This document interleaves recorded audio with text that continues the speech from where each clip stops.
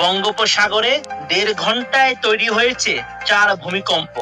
২৯ জুলাই মঙ্গলবার রাতে আন্দামানের পোর্ট ব্লেয়ারে অদূরে এই ভূকম্পন অনুভূত হয়।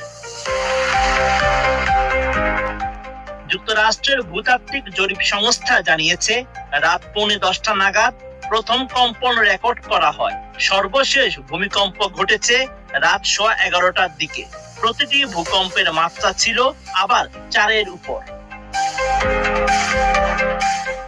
সংস্থাটি আরো জানায়, আন্দামানের পোর্ট ব্লেয়ার থেকে ২৭৫ কিলোমিটার দূরে এবং সমুদ্রতলের ১০ কিলোমিটার গভীরের একটি কম্পনের মাত্রা ছিল ৫।